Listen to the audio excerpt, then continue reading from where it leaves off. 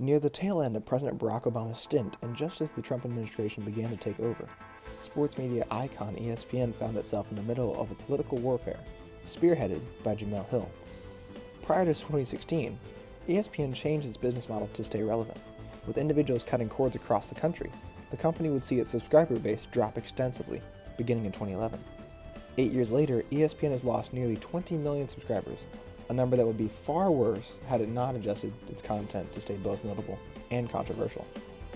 Led by Disney CEO Bob Iger, ESPN began to embrace politicization in its content as early as 2012.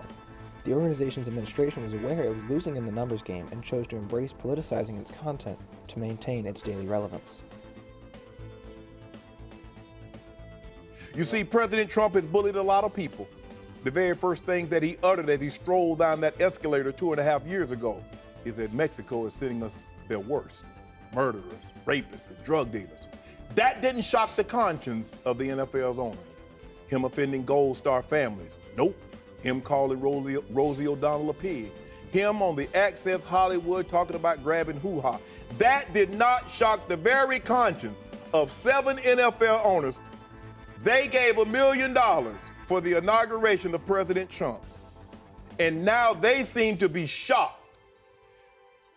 Every author that's written a book about President Trump, and they started writing books about him in the 1980s, they say he is exactly today as he was then. However, ESPN knew it could not embrace right-wing politics, as advertisers historically have not been fans of doing so. Despite the majority of its audience representing the Republican Party, ESPN would choose to adopt a more liberal approach to covering news. Accordingly, they would reward individuals who furthered the left-leaning narrative in their sports coverage, folks like Sarah Spain, Katie Nolan, and, most importantly, Jemele Hill. Hill, who received her own spot hosting a 6 o'clock hour-long segment on ESPN's main channel, had a history of making her political beliefs known. It was because of this outspokenness that she became one of the most polarizing figures at ESPN, and why the White House would ultimately call for her to be fired from the media empire. You tweeted, Donald Trump is a white supremacist who has largely surrounded himself with other white supremacists. Yep. And that was... Well, it was right after Charlottesville. Right after Charlottesville. Wow. Yeah, so that's why I said I was reacting and responding in that moment. It all began after Hill went on a methodical rant on Twitter, calling President Trump a racist and white supremacist, among many other derogatory terms.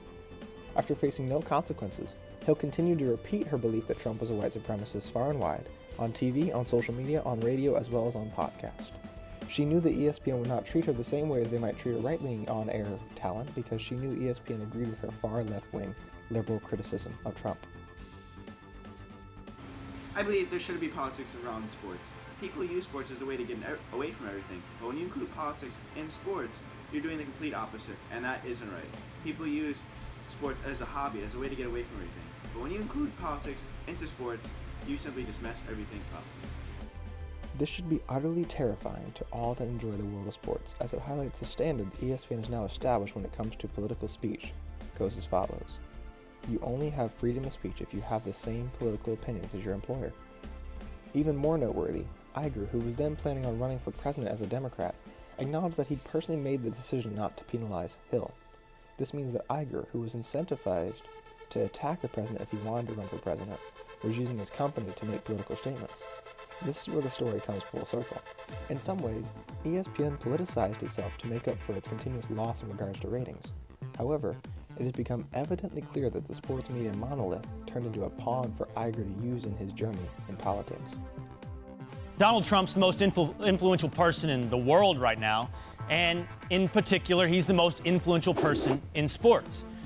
That's not necessarily a compliment, by the way. When you say that, that's not like somebody you're necessarily championing or saying that their influence is a net positive effect. You have to pass no judgment on the message to just point out the fact this is clearly, undebatably, in fact, the most influential person in sports. But Donald Trump divided locker rooms, divided players, divided ownership, influenced sponsors, influenced ratings, every aspect of the NFL.